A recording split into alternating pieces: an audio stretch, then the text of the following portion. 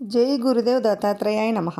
విష్ణు సహస్రనామాలలో 75వ నామమైన ఓం ఈశ్వరాయ నమః అనే మంత్రానికి అర్థాన్ని విందాం. సమస్తమును శాసించు ప్రభువు, అలాగే సమస్త శక్తులు కలవాడైన ఆ పరమాత్మకు నా నమస్కారము అని ఈ మంత్రం యొక్క అర్థం అన్నమాట.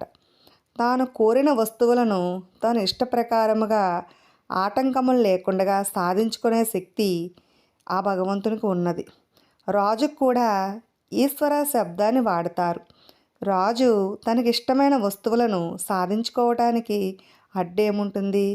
అలాగే మహాప్రభువైన పరమేశ్వరునకు కూడా సామాన్య ప్రభువే ఇలా ఉంటే ఇంకా పరమాత్మ విషయము చెప్పేదేముంది అనేదే ఈ మంత్రం యొక్క భావం అన్నమాట.